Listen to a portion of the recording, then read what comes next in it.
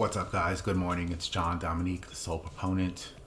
Today I want to talk a little bit about this unorthodox version of Christianity that I've developed, that I've came up with, that I've come to realize on my journey, on my path to spiritual awakening. I'm wanting to recycle this information for people who are interested, people who want to know. I think it's important for humanity and important for all of us to challenge our ideas and our beliefs and to continue to challenge them, because the path to truth never ends. It never quits. Now, there's a lot of resistance when people come up and they hear some of these ideas and some of these concepts that I'm presenting and proposing. I'm not here to, I'm not here to impose my beliefs on anyone. I want people to think for themselves and to find out answers for themselves, to see if what I'm saying has any truth to it, any validity. They need to kind of experience it for themselves. I mean, these are just words and a way of communication. The communication is not the truth in itself. It's just a way of talking about the truth. It just points to something. So that's one thing to take into consideration, because some people want to hold on to their beliefs and they don't want to challenge what they believe.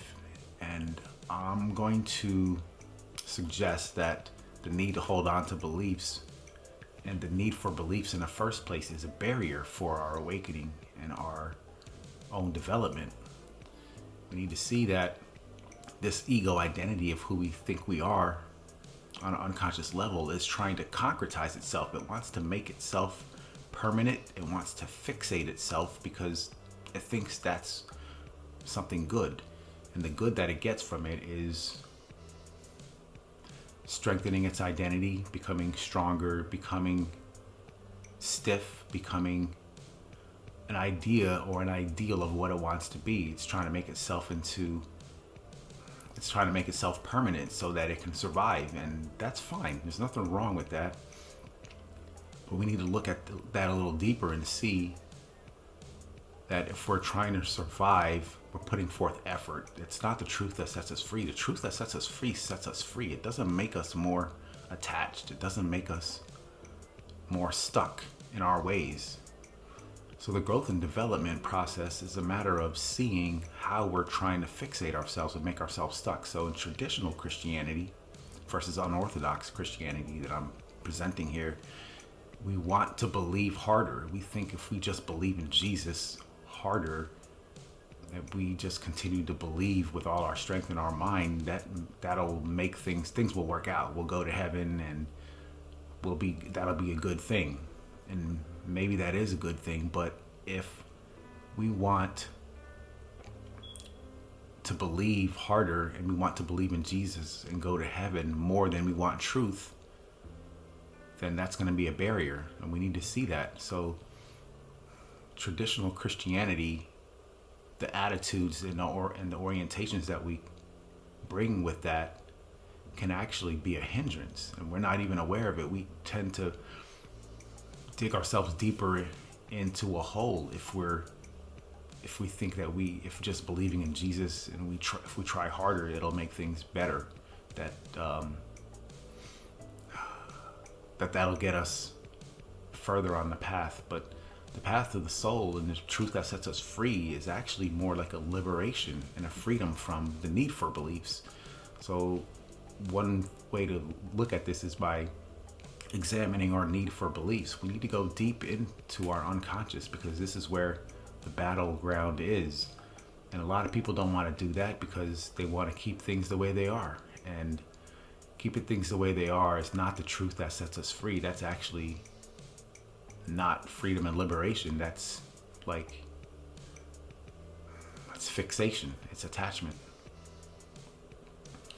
So this unorthodox version of Christianity is that the story of Jesus is a parable about the soul, and the soul is born pure of a virgin, miraculous, buried and rejected, yet lives forever. Now, I had a spiritual awakening to realize this. So it's not like we can just drop everything we know and drop all of our beliefs and just, okay, yeah, this is true, whatever someone else says, and we don't have any experience of what it means, it's not like we can just replace our beliefs with something else in an instant. It's not how it works.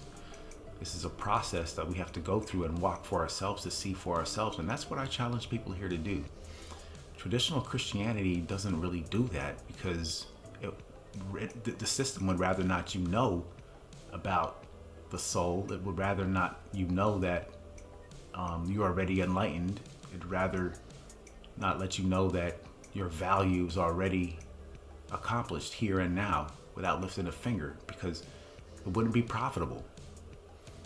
So the unorthodox version of Christianity that I propose, it starts, the message I want to give, at least this morning, about it is that we're already enlightened. Heaven, God, and the kingdom is here right now. Salvation is here right now without lifting a finger. And this is very opposite of what is taught in traditional Christianity. Because in traditional Christianity, we have to put forth effort, we have to accomplish, we have to believe, we have to X, Y, and Z. It's always something. Our salvation is contingent on doing something, on believing something. It's always dependent. And what I'm trying to say is that freedom and liberation is a lack of dependency. Even if no matter how good that dependency is, it's still attachment. It's not the truth that sets us free. The truth that sets us free sets us free. And so, like, for instance, we have to believe in Jesus to have salvation, to be good with God, and to be good enough, basically. My proposal is that we're already good enough. We just need to see what's in the way. And one of the things that can get in the way is the need to believe in Jesus, the need to depend, the need to be attached. And if we look at it closely, we can see that we have an attachment to always being attached. We're always dependent on being dependent. We're always fixated on something. We have to have something to hold on to. And we might not be consciously aware of this, but if we just look at it closely and examine ourselves and examine our beliefs and the whole Christian system, we can see this kind of theme pervaded everywhere. We're dependent on being dependent. And that's not the truth that sets us free. That's attachment. And so when we see this, a lot of times we tend to judge ourselves and we tend to hate ourselves for it because we didn't know any better. We're just doing the best we can with what we know, and that's normal. I'm not here to put anybody down to say you're wrong and I'm right, and to stop your belief, just dump your whole system and find something else. That's not what I'm here to do. I'm here to propose and present an alternate way of seeing things. So the truth that sets us free, the beauty about it is there's multiple angles, there's multiple viewpoints of the truth. It accommodates multiple viewpoints. So this viewpoint that I'm presenting is just one of many. There's truth in a lot of other viewpoints. I'm not saying that the traditional version of Christianity, there's no truth in it at all. There is. There's facts in there that are factual, and there's truths. But it can't be the entire truth. And we can see this, and we can see that that's a conflict because, for instance, in traditional Christianity, there's basically no notion of justice. There's no notion of self-worth. And we see that without having these other angles and these other parts of the truth that we didn't know about that don't exist in traditional Christianity, we're incomplete. We don't have the entire truth. We only have some of it. So we need to fill in the gaps and continue to find the truth. And truth is kind of almost always changing. So we need to get the entire truth, not just part of it. I'm not here to just say, oh yeah, this is the whole truth and this is it and that's the end of the story. No, this is the beginning of the story, and that's part of the issue. Especially with traditional Christianity, we think that's the end. This is the final say, and this is what goes, the Bible, and that's not how it works. It's just a beginning point that points to something, and it's not something to be taken to be the very end and just be stuck with what's there. That's not how it works. The truth is ongoing, it's continuous, it's flowing, it's a flow. And And I think that's kind of an important topic here, because in Christianity, there is no flow. You're just, this is it, and you're stuck with it. There's no room for growth and development there. And again, the system would rather not us know about that. They'd rather keep us stuck, because that's what people think is best, and that's what's profitable. That's what the system wants to say. Embedded in the idea of Christianity is that there's no challenge. You can't challenge it, and all of it is true. And we want it to be, ideally, everybody would believe the same thing, and it would just be one thing, and there's no possibility for interpreting it a different way. That's what traditional Christianity wants, because that's what they think is something that'll be good. It'll unify everybody. Everybody will be on the same page, and it'll make things easier. That would be the ideal. So we're reaching for some type of utopia of what we think would be best. And that's embedded in traditional Christianity on an unconscious level. And you can see this for yourself, and just think about it and ponder about it, and just examine it for yourself and see what type of validity this has. What I'm saying, if it has any type of truth to it, you can see for yourself. Now, this might not be for everybody. So a lot of people don't want to challenge their beliefs. They don't want things to be different. They don't want a different way of seeing things. They don't want multiple truths. They just want their one truth. And I'm not here to pound this into anybody's head to make them believe that this is better than what you believe. I'm not here to do that. I'm just here to offer and suggest alternative ways of seeing things and interpreting things for people who are ready for it, because this is not for everybody. I understand that, and my message might not get through to everybody. People might hate me for this, but this is my calling. I have a calling to share this for people. This is for other people's benefits. It's not for me. I'm here to recycle this information that was given to me, to pass it on to the future generations for the betterment of mankind. I'm here to make mankind progress forward. I mean, this is like an evolution. We're trying to evolve here. We're not trying to stagnate, which we've been doing for years. And we can see the results of that stagnation in society. It's rampant everywhere. The popularity of traditional Christianity, I'm not saying it's a problem, but I'm saying it's so widespread. It's difficult to and it's so popular, it's difficult to change people's minds about it, because everybody's already gung-ho about what they want it to be, and this is it, and there's no way to change it. And I'm not here to transform anybody, to transform the world into what I think would be best.